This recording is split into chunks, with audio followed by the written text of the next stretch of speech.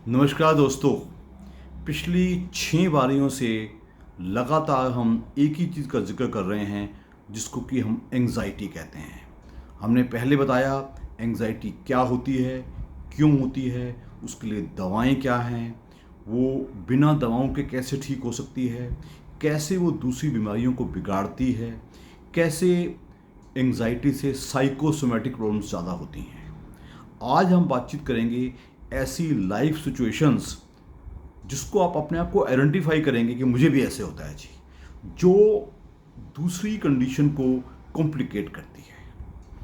अभी तक आपने मेरा ये हेल्थ यूट्यूब चैनल ज्वाइन नहीं किया है तो ज़रूर इसको लाइक, शेयर और सब्सक्राइब कीजिएगा और बेल आइकन ज़रूर दबाइएगा।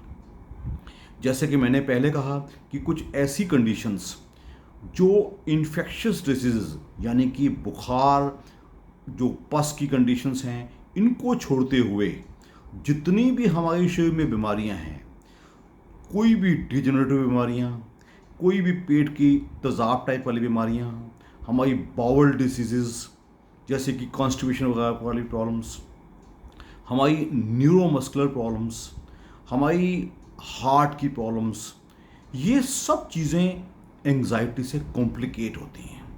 आप कहोगे इसका क्या मतलब है?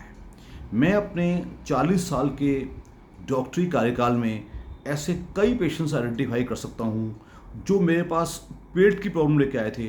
डॉक्टर साहब, मेरे पेट में ये प्रॉब्लम है, ये प्रॉब्लम है। मैंने एंडोस्कोपी करवाई, मुझे डॉक्टर ने अल्सर बता दिया।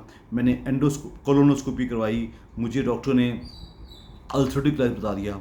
मैंने उनको अच्छे से स्टडी किया और स्टडी करने के बाद मैं इस नतीजे पे पहुंचा कि जो दवाएं उसकी एक्चुअल डिसीज़ की चल रही हैं, मैंने उनकी दवा कम कर दी और पेशेंट के एंग्जाइटी यानी कि मानसिक बेचैनी को मैनेज किया। एक पेशेंट जो हमेशा परेशान रहता है या रहती है, किसी जॉब की प्रॉब्लम की वजह से, किसी घरेलू प्रॉब्लम की वजह से, किसी कोई पिछली ज़िंदगी की कोई गलत फहमियों की वजह से, कोई अपने मन में ऐसी भावना बिठा रखी है कि ये ऐसा क्यों नहीं होता, उसको लेके। तो ऐसे पेशेंट की, जैसे मैं पहले भी बता चुका हूँ, हम बहुत ही गहराई से उसकी साइकोलॉजिकल हिस्ट्री लेते हैं, फैमिली हिस्ट्री लेते हैं, उसको ऑक्यूपेशनल हिस्ट्री, उसकी प्रोफेशनल हिस्ट्री, ये लेके हम देखते हैं कि क्या है जो उनके मन को इतना बेचैन करता है। मैंने कई पेशेंट्स ऐसे हैं जो आसानी से ठीक नहीं हो रहे थे और लाइफ टाइम पेशेंट बन गए थे। हमने उनकी एंग्जाइटी को ठीक किया और हमने पाया कि उनकी न केवल ओरिजिनल बीमारी, चाहे वो कोई गैस्ट्रिक अल्सर था, चाहे वो अल्सरेटिव कोलाइटिस थी, चाहे कोई हार्ट की प्रॉब्लम्स थी कि उसको कार्डियक न्यूरोसिस होता था, उसको टैकीकार्डिया यानी कि दिल की धड़कन बढ़ जाती थी, उनका हमने एंग्जाइटी फैक्टर को बहुत ही कम कर दिया।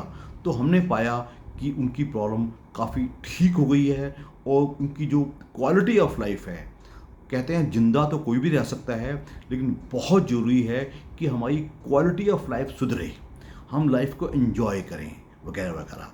तो इस चीज़ को हमने हमेशा पेशेंट को थोड़ा फिट बना के, पेशेंट की फिज़िकल फिटनेस सुधार के, उसका डाइट सुधार के, उसकी खाने पीने की स्टाइल सुधार के, उसके जो बाहर का कोई चीज़ें हैं जैसे कोई अल्कोहल है, जैसे स्मोकिंग है, जैसे बिल्कुल एक सेडेंटरी लाइफ है, इनको सुधारा। और साथ में उसकी जो कंकरेंट बीमारियां हैं, जैसे किसी को साथ में ब्लड प्रेशर चल रहा है, किसी का कोलेस्ट्रॉल ज़्यादा चल रहा है, किसी को डायबिटीज़ चल रही है, किसी को हार्ट की कोई एक्चुअल दवाइयाँ चल रही हैं, इनको हमने कम करके साथ में इस फैक्टर को ठीक किया। वो पेशेंट आज कहीं बेहतर मैनेज्ड भी हैं, उनकी क्वालिटी ऑफ लाइफ भी सुधर गई है और वो धन्यवाद करते हैं कि हमारी बीमारी को अंदर से ठीक किया गया है, खाली ऊपर से पोछा पाछी नहीं की गई है। तो मेरा आप सब दोस्तों से आग्रह है, अपने डॉक्टर के टच में रहिएगा, अपनी प्रॉब्लम ठीक से बताइएगा और कुछ छुपाइएगा नहीं। अगर आप ऐसा करेंगे तो मैं समझता हूँ डॉक्टर ऊपर से पोछा पाछी नहीं करेंगे, अंदर से आपकी एंग्जाइटी भी ठीक करेंगे और जो न्यूमरस बीमारियाँ हैं उसको भी ठीक करेंगे। अगली कड़ी में हम डिस्कस करेंगे कि ऐसी कौन सी एग्जैक्ट कंडीशंस हैं, कुछ ऐसे एग्जाम्पल लेके जिससे आप अपने आप को कनेक्ट भी कर पाएंगे और आप उस हिसाब से आप सोचेंगे भी, वो अपने आप को बेहतर कर पाएंगे। Thank you very much.